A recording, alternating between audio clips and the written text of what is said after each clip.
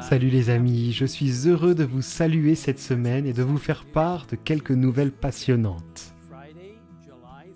Vous voyez, le week-end du vendredi 3 juillet et du sabbat 4 juillet aura lieu le lancement mondial du projet I Will Go, un appel personnel à l'action que chaque adventiste du 7e jour peut embrasser.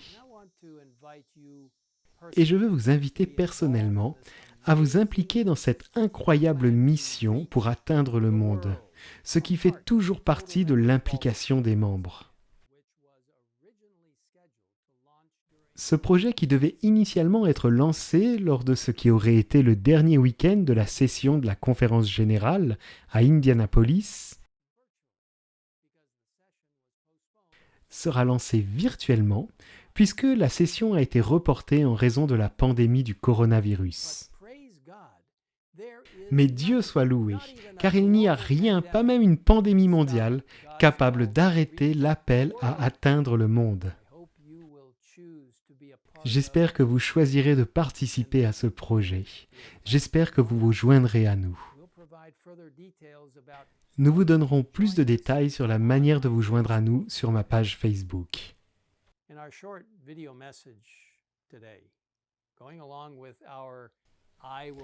Dans notre petite vidéo aujourd'hui, pour suivre le thème I Will Go, je voudrais consacrer quelques minutes au livre d'Ésaïe, chapitre 6. Vous voyez dans ce chapitre, le chapitre 6 d'Ésaïe, nous voyons un jeune homme, Ésaïe, qui est témoin d'une vision surprenante. En commençant par le verset 1, lisons ce qui suit jusqu'au verset 4. L'année de la mort du roi Osias, j'ai vu le Seigneur assis sur un trône très élevé. Le bord de son vêtement remplissait le temple. Des séraphins se tenaient au-dessus de lui. Ils avaient chacun 6 ailes, 2 dont ils se couvraient le visage, 2 dont ils se couvraient les pieds, et 2 dont ils se servaient pour voler. Ils se criaient l'un à l'autre, « Saint, Saint, Saint est l'Éternel, le Maître de l'univers. Sa gloire remplit toute la terre. » Les montants des portes se sont mis à trembler à cause de la voix qui retentissait et le temple était rempli de fumée. Pouvez-vous imaginer ce que cela a dû être de voir directement la salle du trône de Dieu, de voir et d'expérimenter la sainteté de Dieu, d'entendre les anges proclamer « Saint, Saint, Saint est l'Éternel, le Maître de l'univers ». Pouvez-vous imaginer ce qu'a dû ressentir Ésaïe ? Eh bien, il n'est pas nécessaire d'imaginer, car Ésaïe nous répond au verset 5 où nous lisons « Alors j'ai dit, malheur à moi, je suis perdu car je suis un homme aux lèvres impures. J'habite au milieu d'un peuple aux lèvres impures, et mes yeux ont vu le roi, l'Éternel, le Maître de l'univers. »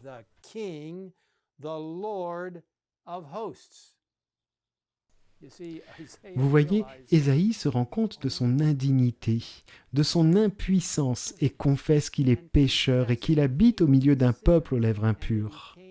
Et même si ce qu'Ésaïe a dit est vrai, Dieu soit loué car il n'a pas laissé Ésaïe dans sa misère.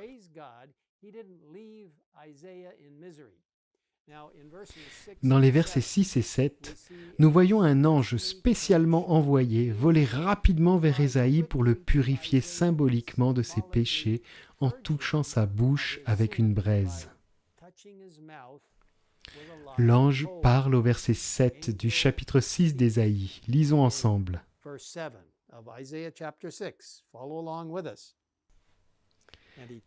Il a touché ma bouche avec elle et a dit « Puisque ceci a touché tes lèvres, ta faute est enlevée et ton péché est expié. »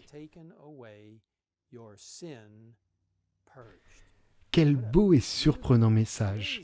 Après qu'Ésaïe ait crié en confessant son péché, il a été rapidement purifié. Sa faute est enlevée, son péché est expié. Mais ce n'est pas tout.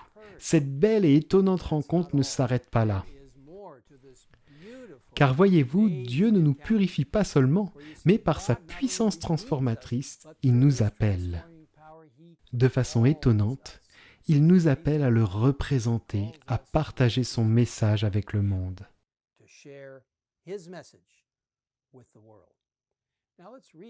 Lisons la première partie du verset 8, où Ésaïe écrit « J'ai entendu le Seigneur dire, « Qui vais-je envoyer et qui va marcher pour nous ?» Nous voyons ici la Trinité, le Père, le Fils et le Saint-Esprit. Et je crois en la Trinité. Quelle merveilleuse et belle compréhension de cette Trinité. 3 personnes en une. Elles sont incarnées dans le mot « nous ». Quand on lit « Qui va marcher pour nous ?» Puis Ésaïe répond, comme nous le lisons dans la dernière partie du verset 8. « J'ai répondu, me voici, envoie-moi. » Comme c'est merveilleux. Ce jeune homme dit, « Je suis là, j'y vais, envoie-moi. » Mes chers amis, avez-vous eu une rencontre avec Dieu? Avez-vous vu la beauté de sa sainteté? Avez-vous confessé vos péchés et l'avez-vous accepté comme votre Seigneur et Sauveur? Lui avez-vous permis, par sa grâce transformatrice, d'enlever votre faute, d'expier votre péché? Bien sûr, je me pose aussi ces mêmes questions, car c'est lui qui nous appelle aujourd'hui. Il demande « Qui vais-je envoyer et qui marchera pour nous ?» Allez-vous répondre? Allez-vous dire « J'y vais, envoie-moi » ? Dans le merveilleux livre de dévotion d'Ellen White, intitulé « Reflecting Christ », l'esprit de prophétie nous dit « Chaque fois que Dieu avait une tâche spéciale à accomplir, il a toujours eu des hommes prêts à répondre à la demande. À chaque époque, lorsque la voix divine a demandé « Qui va marcher pour nous ?», la réponse a été « Me voici, envoie-moi ». Abraham, Isaac, Jacob, Moïse avec son humilité et sa patience, ainsi que Josué avec ses nombreuses capacités, furent enrôlés dans le service divin. La musique de Myriam, le courage et la piété de Déborah, l'affection filiale de Ruth, l'obéissance et la loyauté de Samuel. Puis l'auteur poursuit. Dieu ne donnera pas son esprit à ceux qui ne font pas usage du don céleste. Mais ceux qui se détournent d'eux-mêmes, qui cherchent à éclairer, encourager et bénir les autres, auront plus de capacité et d'énergie à dépenser. Plus ils donnent de la lumière, plus ils en reçoivent. Mes chers amis, du monde entier, le monde attend le message que nous devons partager. Dieu nous appelle.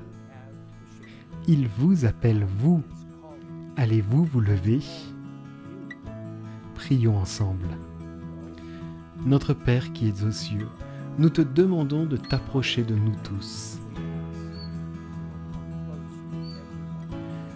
Tout comme nous comprenons que tu appelles chaque personne qui s'engage avec toi,